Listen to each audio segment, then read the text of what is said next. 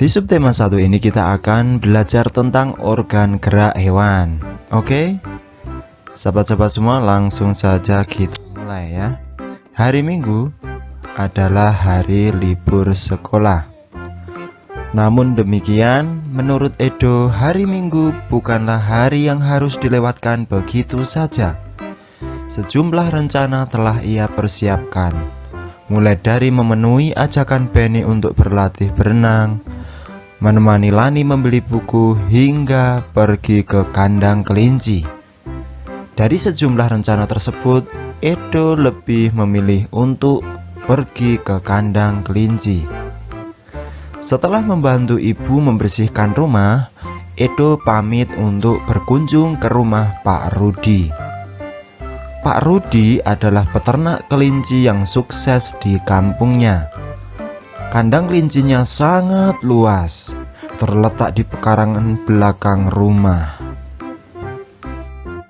Pak Rudi sedang sarapan di serambi belakang rumah dekat kandang kelinci.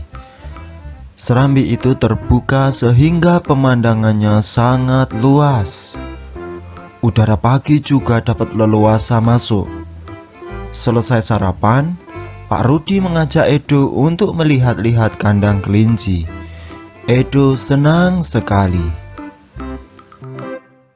Dia melihat kelinci meloncat-loncat, saling berkejar-kejaran. "Kamu terlihat senang sekali, Edo," kata Pak Rudi. "Benar, Pak Rudi. Saya senang memperhatikan kelinci-kelinci yang lincah meloncat ke sana kemari," jawab Edo. "Memang demikian, Edo.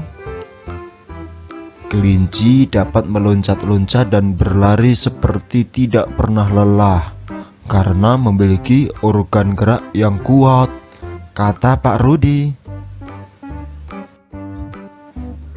Nah, ini adalah foto Edo yang sedang berdialog dengan Pak Rudi di kandangnya. Yuk sahabat, kita amati gambarnya. Mereka berdua terlihat sedang asik berdialog. "Pak, lucu sekali ya. Kelinci-kelinci itu bulunya tebal dan gerak-geraknya lincah. Kenapa kelinci bisa meloncat dan berlari dengan lincah seperti itu ya?" tanya Edo. "Benar, kelinci dapat bergerak lincah karena didukung oleh organ-organ geraknya. Pada dasarnya, organ gerak kelinci serta hewan lainnya hampir sama dengan organ gerak manusia," jawab Pak Edo. Lalu Edo menyimpulkan, tanpa organ gerak kita tidak bisa melakukan kegiatan apapun. Nah, sahabat sekolah, yuk kita baca teks ini. Organ gerak manusia dan hewan. Salah satu ciri dari makhluk hidup adalah bergerak. Secara umum, gerak dapat diartikan berpindah tempat atau perubahan posisi sebagian atau seluruh bagian dari tubuh. Makhluk hidup akan bergerak apabila ada rangsangan yang mengenai sebagian atau seluruh bagian tubuhnya. Gerak pada manusia dan hewan menggunakan organ gerak yang tersusun dalam sistem gerak. Organ gerak berguna untuk berjalan, berlari, melompat, meloncat, memegang, menggali, memanjat, berenang, dan sebagainya. Organ gerak pada hewan dan manusia memiliki kesamaan. Alat-alat gerak yang digunakan pada manusia dan hewan ada dua macam, yaitu alat gerak pasif berupa tulang dan alat gerak aktif berupa otot. Kedua alat gerak ini akan bekerja sama dalam melakukan pergerakan. Kerjasama antara kedua alat gerak tersebut membentuk suatu sistem yang disebut sistem gerak. Sahabat sekolah, masih semangat ya? Oke, kita lanjutkan. tulang disebut alat gerak pasif karena tulang tidak dapat bergerak dengan sendirinya. Tanpa adanya alat gerak aktif yang mempengaruhi tulang, maka tulang-tulang pada manusia dan hewan akan diam dan tidak dapat membentuk alat pergerakan yang sesungguhnya.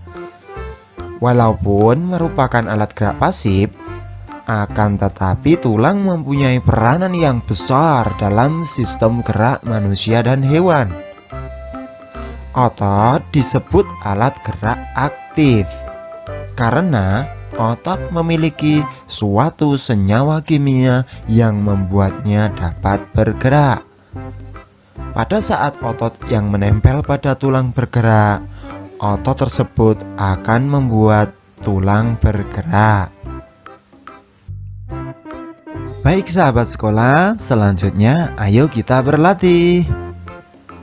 Teks berjudul Organ Gerak Manusia dan Hewan yang telah tadi Kak Dimas bacakan terdiri atas 5 paragraf.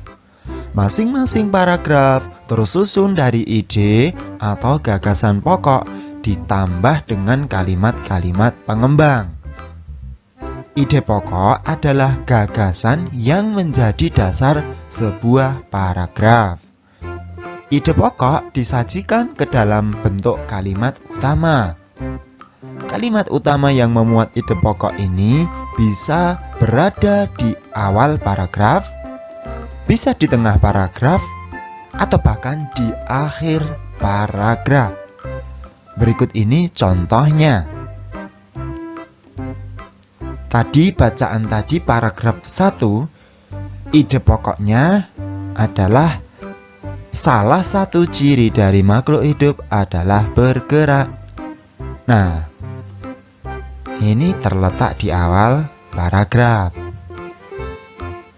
Kalimat pengembangnya, secara umum gerak dapat diartikan berpindah tempat atau perubahan posisi sebagian atau seluruh bagian dari tubuh makhluk hidup. Nah sahabat, jadi di paragraf 1 ini ide pokoknya satu kalimat pertama. Kemudian setelah titik dilanjutkan kalimat pengembangnya sampai akhir paragraf pertama. Oke, kita lanjut. Nah, kalian coba kerjakan ya, menemukan ide pokok di teks bacaan tadi. Seperti di contoh. Nah, kamu bisa geser ke menit sebelumnya. Lalu setelah ide pokok ketemu, langsung dicari kalimat pengembangnya. Seperti contoh tadi. Bisa kan? Pasti bisa. Nah, berikut ini Kak Dimas beri contoh ya. Contoh ide pokoknya. Paragraf kedua, ide pokoknya adalah gerak pada manusia dan hewan menggunakan organ gerak yang tersusun dalam sistem gerak. Kemudian kalimat pengembangnya kamu cari sendiri. Sangat mudah. Paragraf ketiga, ide pokoknya organ gerak pada hewan dan manusia memiliki kesamaan. Titik. Kemudian kamu lanjutkan sendiri. Paragraf keempat, ide pokoknya tulang disebut alat gerak pasif karena tulang tidak dapat bergerak dengan sendirinya. Lanjut, ide pokok paragraf kelima. Otot disebut alat gerak aktif karena otot memiliki suatu senyawa kimia yang membuatnya dapat bergerak. Nah, mudah kan? Kalimat pengembangnya tinggal dicari. Baik sahabat sekolah, yuk kita saatnya menulis. Sahabat-sahabat semua bisa mengembangkan ide pokok berikut ini menjadi sebuah paragraf. Jadi, kita kerjakan ide pokok yang ada ini ke dalam kotak yang tersedia. Kita latih dulu. Yang pertama, organ gerak terdiri atas 2 macam. Bisa dikembangkan dengan menggunakan kalimat pengembang. Misalnya seperti ini. Tidak harus sama ya. Organ gerak manusia dan hewan terdiri dari 2 macam. Titik. Kalimat pengembangnya, ada organ gerak pasif, yakni tulang. Ada juga organ gerak aktif, yakni otot.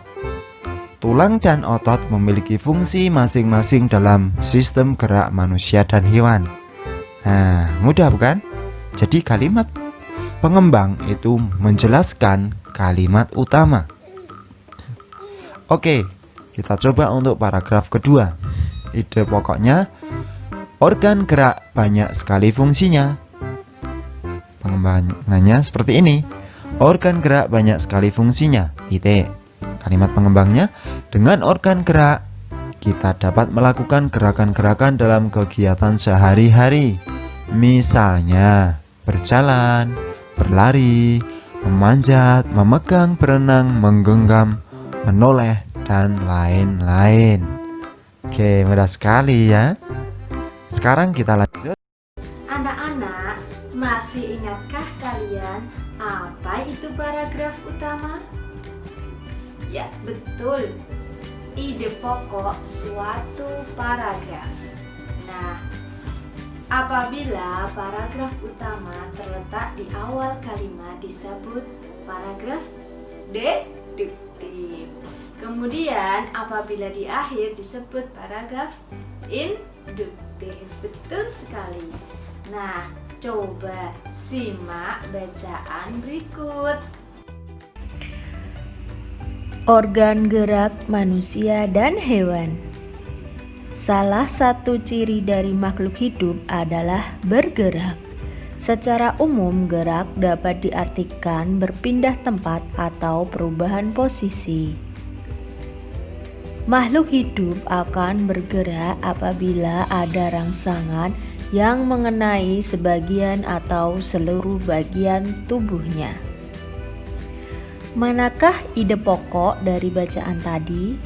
Ya, salah satu ciri dari makhluk hidup adalah bergerak. Gerak pada manusia dan hewan menggunakan organ gerak yang tersusun dalam sistem gerak. Sistem gerak manusia adalah tulang dan otot. Tulang disebut alat gerak pasif karena tidak bisa bergerak sendiri. Sedangkan otot disebut alat gerak aktif karena yang menggerakkan tulang. Tulang berfungsi di antaranya 1. Sebagai tempat melekatnya otot. Yang kedua, melindungi organ dalam manusia. 3. Sebagai pembentuk rangka tubuh. Yang keempat, tempat pembentukan sel darah merah. Fungsi otot atau daging yang pertama menggerakkan tulang.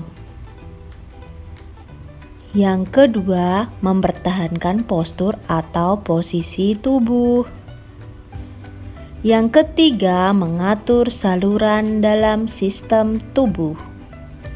Dan yang keempat, mengatur suhu tubuh. Otot tersusun dari inti sel-sel otot. Sel-sel otot membentuk serabut otot dan kumpulan serabut otot membentuk otot atau daging. Organ gerak hewan. Hewan vertebrata bertulang belakang. 1. Sapi, jenis mamalia, bergerak menggunakan 4 kakinya, 2 kaki depan dan 2 kaki belakang.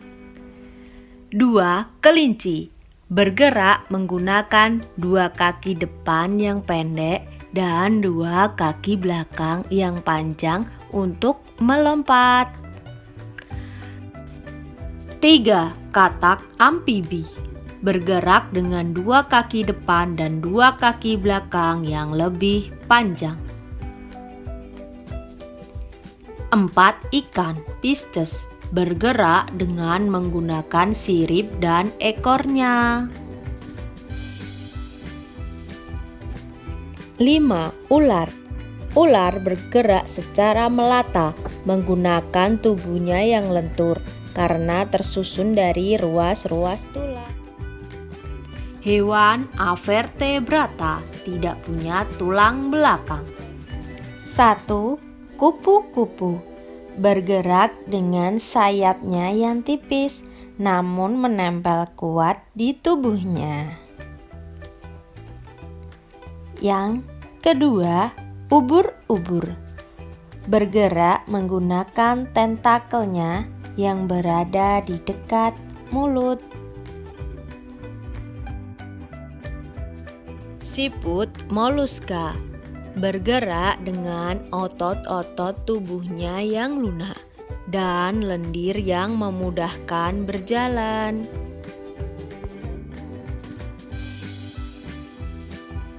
Demikian materi hari ini. Apa kesimpulan yang bisa kita ambil?